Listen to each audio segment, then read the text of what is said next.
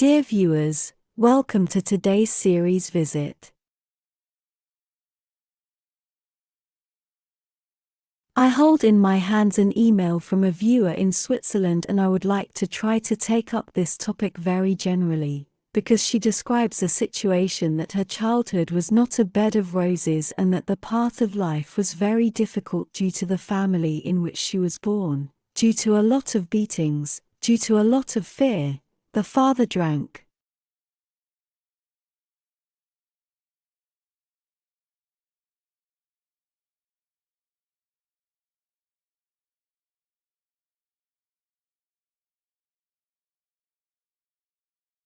And for as long as she can remember, she was actually always a sickly child, and she ultimately reflects for herself today at the age of 34 on the fact that she was never able to learn this strength and is still surprised that even today in adulthood she actually wants to bring back stability that she doesn't have.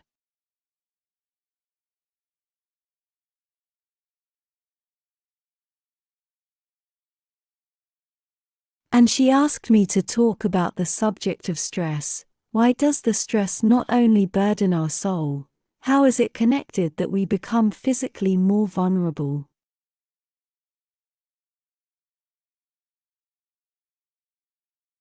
And the whole key dealing with this problem is that we develop what is known as our own emotional competence.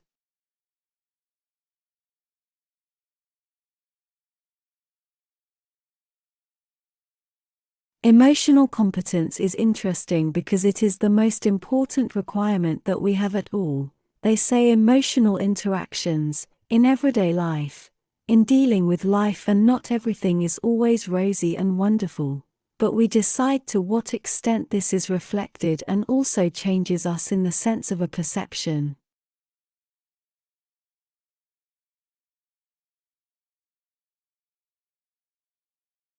That means my perception of life changes my body chemistry as well. And all of this always influences biological functions in our body. Why does inflammation have something to do with the soul and the psyche, or causes a change in the context of my psychic condition to a possible inflammation?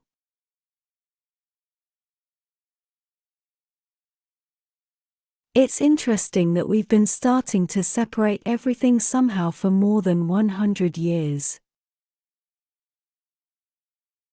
But actually everything fits together, and people were aware of that for centuries, that also a physical strength can only grow out of psychic strength.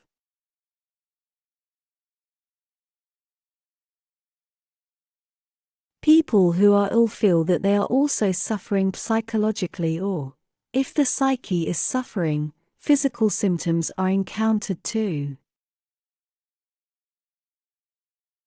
This is very important.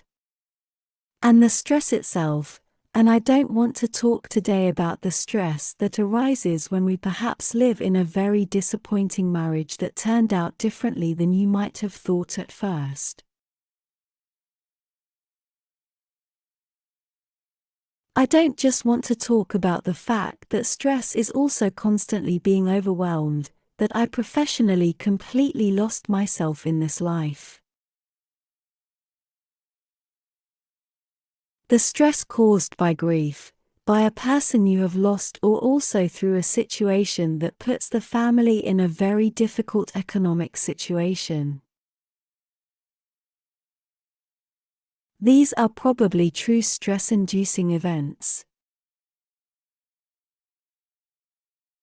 But we also have to look at these long-term damage caused by stress that is now unconsciously in us.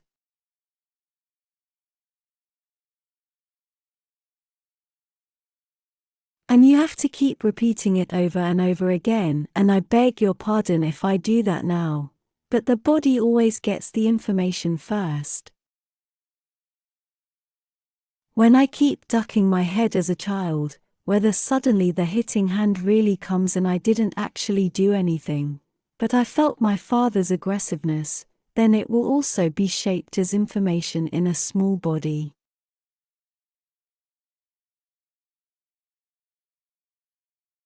In the meantime, this incorrect information has resulted in incorrect regulation. This means that this fear triggers something in me and at some point also allows me to functionally feel it until this dysregulation becomes a malfunction.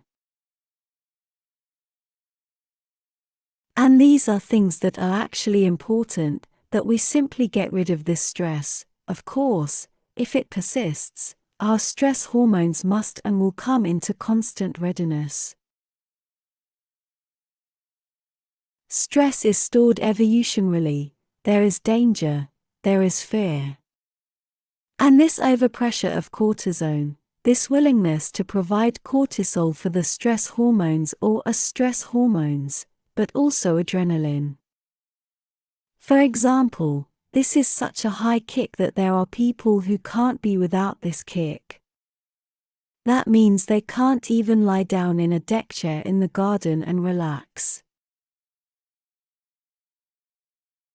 That doesn't work. This is a pointless time. I see here and there and could start jumping again, and I still have to do that. And here I forgot to pull weeds. So of course there is also something that, in the context of the fact that it has become normal, you can't find your way back to the point of rest. That's one thing.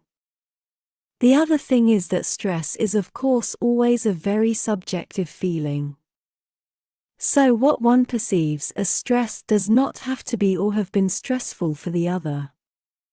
These physiological properties that result when the system is in a certain tension and a stressful situation are experienced both on brain performance, both on the immune performance and also on our hormonal system.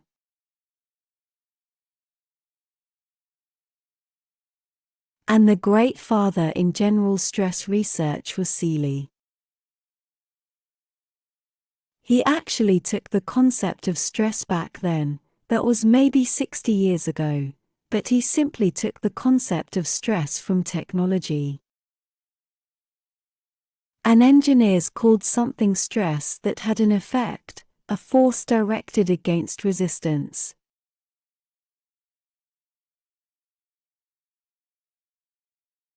That's why I keep emphasizing, don't put power into the resistance. That doesn't help at all, whether it's in everyday life or whether it's part of an acceptance that I have to accept because I can't change it right now. It makes no sense. There will always be an imbalance on the other side. And at that moment, feeling stress is incredibly different for all of us. And the same stress is not the same stress for everyone, the same burden. Because ultimately it comes down to our autonomous nervous system, and that works autonomously. Autonomous means it decides entirely on its own what it now sets in motion as part of a cascade of processes. This is an emotionally felt state that is triggered by fear, by panic, by pressure, by disappointment, by so many emotional things. We are physically controlled by them. The body touches and feels everything for 24 hours through its sense organs and through what we feel in the heart. And these three components are one thing, that when stress comes, the body naturally feels threatened at first, because in evolution stress was a threat, a real threat. It was a matter of life or death. These are simply patterns that are still present today. And a child born in 2022 can rely on it. There is this intuitive caring for a stress, danger, a cascade runs off immediately. You can't stop it. But the same stress does not have the same effect on everyone, the same reaction. That means, of course, now the stressor is added. But on the other hand, this stress has to be processed first. That is also the question. How is it further processed? How far am I giving this a real priority now? Or how much do I record that from experience as less strong? That means that the system has to feel here first of all. How does this stress feel? Is it a strong threat? Is it a minor threat? And the other thing is, of course, that the behaviors, the ways of adapting, how do I relate myself to this stress that are also different?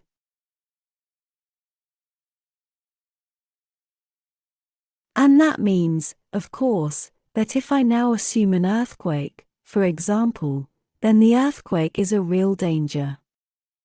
That's stressful. This is stressful for people. This is stressful for animals. But that doesn't stress the little bacterium. It's not stressful at all. It still has the same possibility of life. That means that if I lose a job and I'm a father, it puts a lot of stress on me, because I am afraid for the livelihood and care and provision of my family. That's the same if now the top manager loses their job, then they're given another golden hand and there's a big envelope inside. That means they can then perhaps lie back quietly for a while, maybe lie back quietly forever. Maybe it still causes them stress because they feel deeply hurt in their acceptance and in their personality, that they may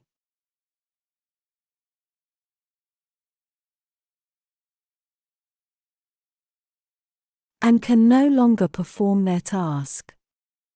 Then, of course, they get stressed all by themselves. But what you feel is never not linked to a physical condition. This means that the effects of stress always have an impact on our hormonal system and above all on the adrenal system, on the other hand on the immune system, which is clearly triggered. The retrievability is also clearly limited, significantly minimizing the provision of enough immune capacity.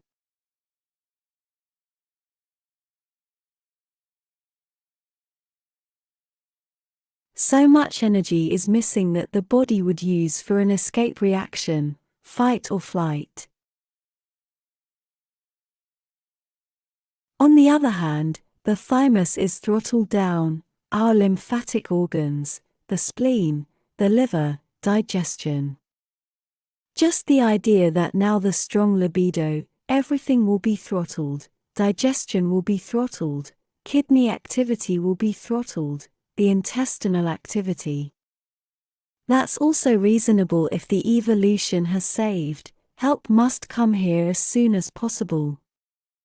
That means, in the context of a release, also mentally, of a stress that one causes oneself, an analogous sequence always takes place in the organism. That goes up until that stress are naturally releasing hormones in the central nervous system. This happens first via the brainstem, via the so-called hypothalamus. That means the threat is perceived, in whatever direction. It then goes to the corticotroporolacing hormone, further to the pituitary gland, then further to the adrenal gland, the ACTH, and then of course they release the cortisol. And this cortisol, of course, to some extent, has a very, absolutely healthy response at all metabolic immune levels. But the immune system in particular, and inflammation in particular, and all of these things, can be the result of constant, subliminal, ongoing stress no longer being served adequately. And the whole thing then triggers itself into the opposite. We then have what is called hypercortisonism for a long time. You can measure all of that. But eventually the system will exhaust itself.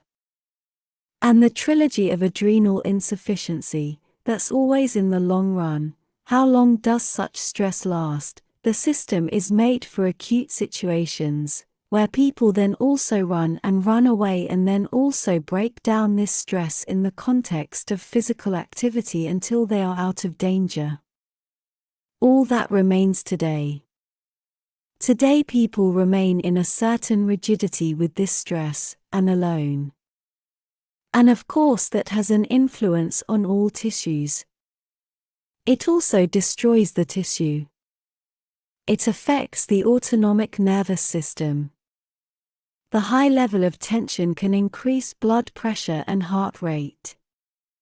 Of course, these are all things where we say the neurovegetative stress axis is incredibly stressed. Inflammation will no longer be able to regulate properly. Immune readiness is reduced. The stress intolerance can also be the result that the little at once may be too much. Rats were put under stress and then you observed exactly what happened. So the rats have hypertrophy, an enlargement of their kidneys or adrenal glands. They then had a really much more subdued lymphatic response within the framework of the blood parameters, and they had completely suppurated ovaries. This means that infection can no longer be regulated in the same way. So stress is always closely connected, also with all cell and organ functions, so much on your topic here, so that you have to have a certain acceptance of life. And as part of that fight or flight response you always needs to know, the body serves you now. It provides you with enough blood that is now redistributed to the muscles. All of the sugar reserves are mobilized for the muscles, for this quick attack, which also takes you physically to safety. The heart rate goes up, blood pressure goes up, blood sugar, as I said, is made available. The brain is now actively supplied with blood, so that you can perceive everything exactly. And hunger and the sex drive, of course, are now being severely curbed.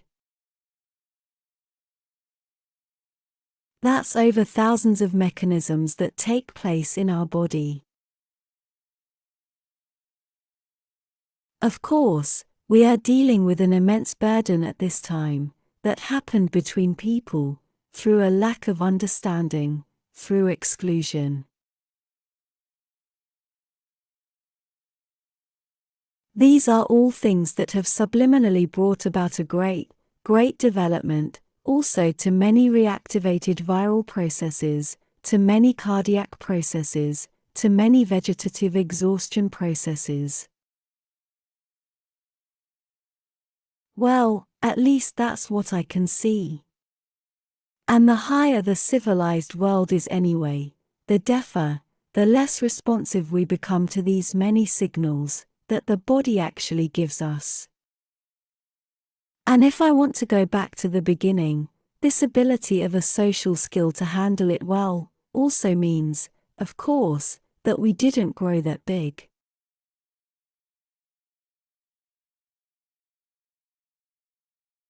Now be cool in every situation, or don't be so sensitive that we might not be able to live our lives as we wish at all. We need to allow the feelings that we have at the moment, we have to be able to let them out. Because if that doesn't happen, there's a total destabilization going on underneath of this great interplay between the feeling and what this feeling does to us, and what it ultimately does in us continues also as physical symptoms, or also in the long term then manifests itself as a disease.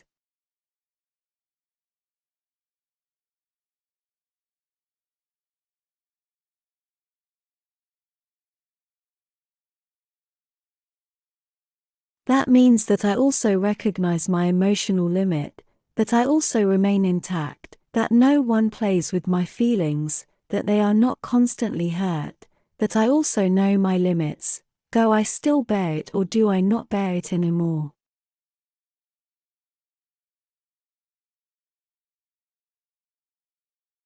These are things that also play a role in the disease development of rheumatic diseases, of tumor diseases, of fibromyalgia, a very, very big role. And this competence is also having this ability to decide, is this mental reaction I'm having now appropriate to the problem?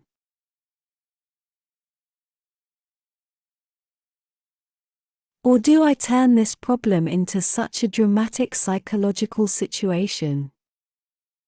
At that moment, can I really also distinguish, well, this is now my injury, which fills up this situation again, because it was always like that in the past, and I interpret more of this past into here, because my wishes and my claim to this life, these moments have now become so high that I'm getting into conflict with myself again.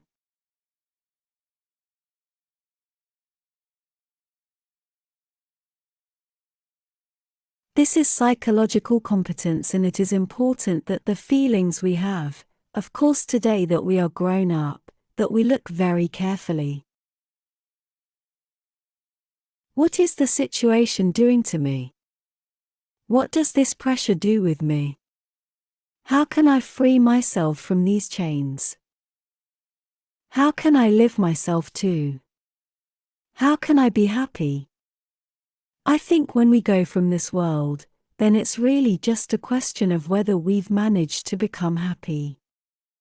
And believe me, in 30 years you will meet an incredible number of people standing there in their incredible joie de vivre and with both feet firmly on the ground, with a commitment to life, also with many things that they have achieved, that they have fulfilled. And then sometimes a life situation arises when you listen to what it was like as a child, where you say, where do they get this strength from? Where do they get this vitality from? But it was their path that got them there. I think it's also a great way of building itself and of life in general. And that's what I wanted to maybe summarize for you briefly, that the human constitution, we are all grown from a different wood, and the stress does something to us. You are quite right in saying that even today I am far from having a stable personality, and I notice again and again that the past is catching up with me, as far as I was allowed to understand that. But the only thing that counts in life is actually the constant change and the reinvention of yourself every day, facing life anew every day.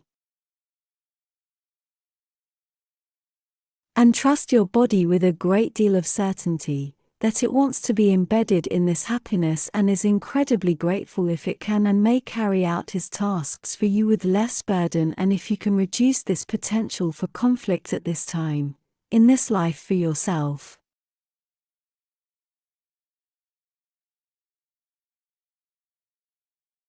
People always say what you don't live doesn't let you live either.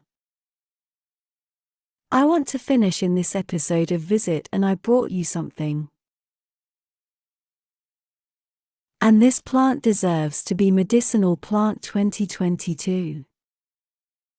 One says it's actually a terrible herb because whenever I touch it, it burns terribly, and somehow I don't want to be close to the nettle. On the other hand, it is of course really a great medicinal plant. And wherever the stinging nettle grows, the soil is quite good. That means you can assume that it is very rich in nitrogen. And there are actually only 2 regions on the earth where the nettle does not grow. That's in the tropics, and that's in Antarctica, where it's pretty cold. Otherwise, nettle is a plant that naturally contains histamine and formic acid.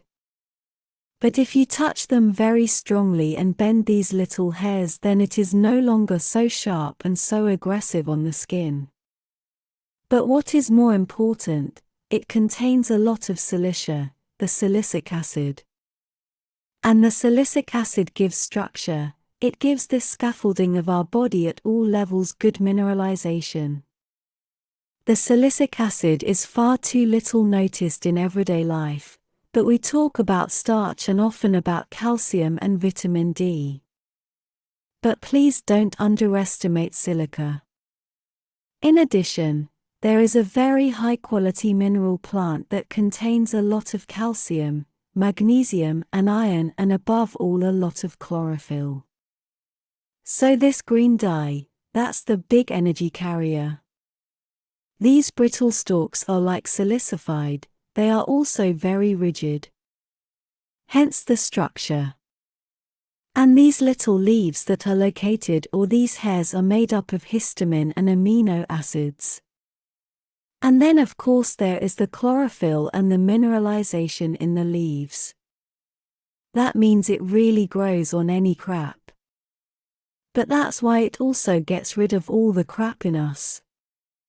And if you say today it's spring and I really want to detoxify my body, you should use the nettle. The stinging nettle is now growing, especially the small fresh leaves are brewed as a tea with hot water. The tea is very aromatic. Of course you can also dry the leaves and then, if you use it as a drying powder for the tea or just brew it with tea, it is a bit bitter in taste. Then you can add a little bit of birch leaves or peppermint leaves. Then it is not quite so bitter from its actual taste. But it's nice if you maybe add ozonation beforehand, because if you introduce ozone into the water, there are very nice little household appliances, then you can be sure that the stinging nettle, which grows everywhere, is of course often contaminated with parasites, respectively also fox tapeworm and many things. And of course also a lot from exhaust fumes, LPG, aluminum, acid rain. And one should perhaps, especially when it comes to the microbial load, ozonate it or just soak it in baking soda before you use it. Yes, on that note, I can just tell you all, it makes a lot of sense. Nettle detoxifies. Nettle stimulates the kidneys incredibly. It also has a good effect on blood formation. So if you have low iron again and again, a so-called stinging nettle cure can do you good. It has a very strong anti-inflammatory, regenerating effect and, above all, it promotes good blood flow and blood regeneration. So the stinging nettle is a very, very interesting plant, very rich in oxygen as a carrier of iron as well. And I can only say again and again, sometimes happiness lies ahead of us on the road, and I am so happy that the nettle is so honored as a medicinal plant in 2022. With this in mind, I wish you all a very happy week from the bottom of my heart. I'm looking forward to the next one, and thank you very much for the time and for the attention. All the best, see you soon.